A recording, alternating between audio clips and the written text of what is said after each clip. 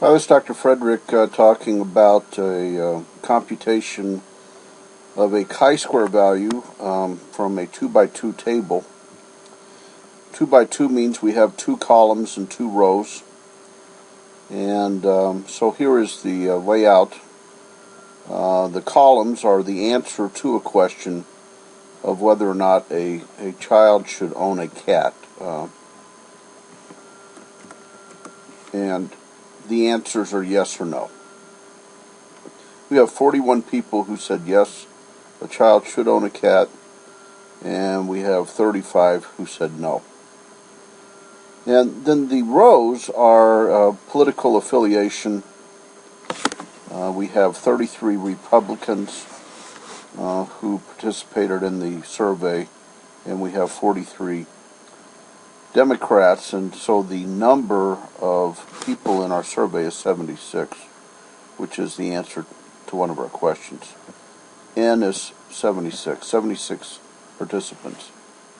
And so the question is there some relationship between party affiliation and your prospective response to this question? And it seems obviously that there is.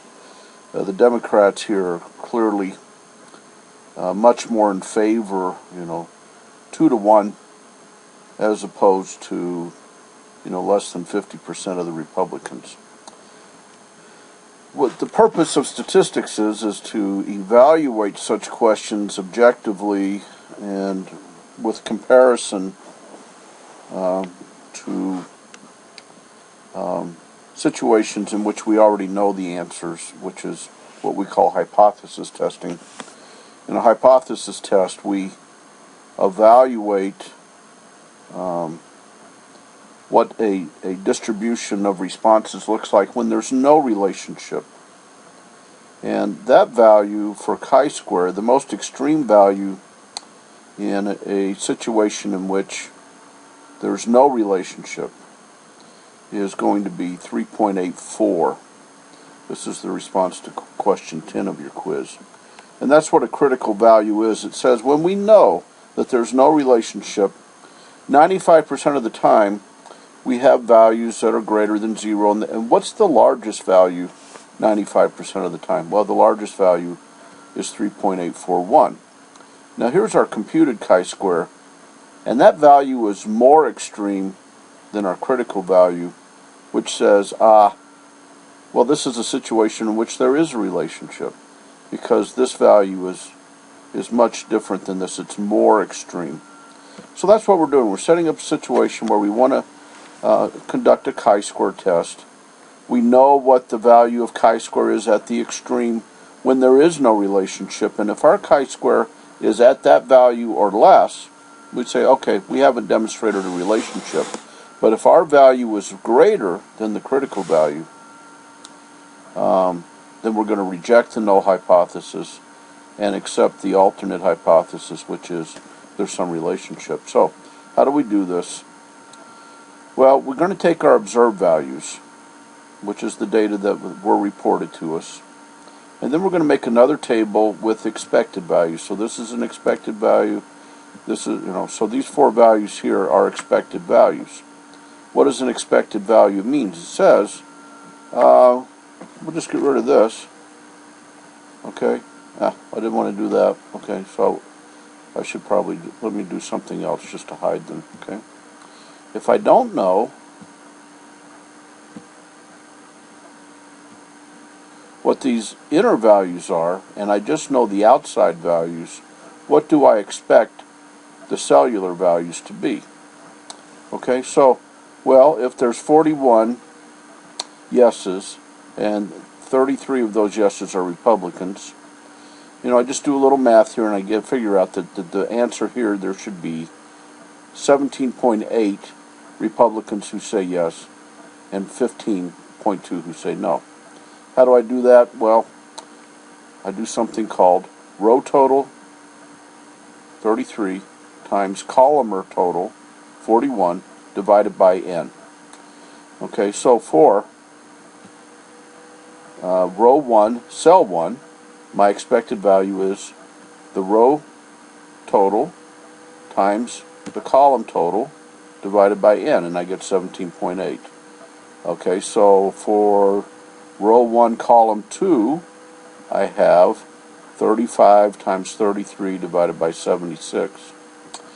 And it doesn't matter, which, I always put the column totals first for some reason, so I meant to keep it straight for you, but I didn't.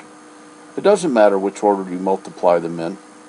You're going to multiply this value times this value, you're going to divide by the total.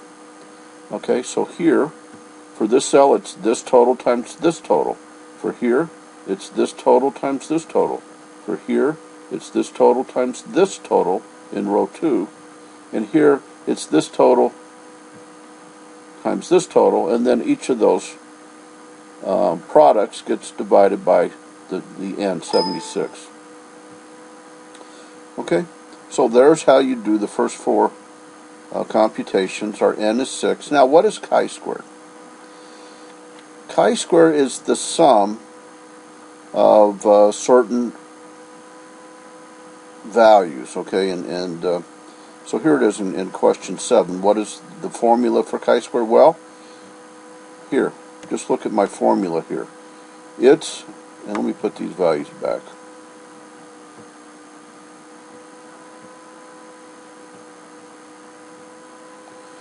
Okay, it's the observed value minus the expected value. Can you do it backwards? Could it be the expected value minus the observed? Yes. You're going to square it, so it doesn't matter. You're going to end up with a positive number. So it's observed minus expected. Now square that product. Okay. Observe minus expected, square it, and divide by the expected value. So look up here, it's B4 minus B11, the observed minus the expected, and I multiplied it twice, that's squaring, and then I'm going to divide by the expected value, and I end up with 1.3. I didn't round anything here, I don't need to round in Excel. I don't care how many values it takes it out to. And I do that for each of the 4 squares. So here, observed minus expected, square it, divided by expected, I get this value here.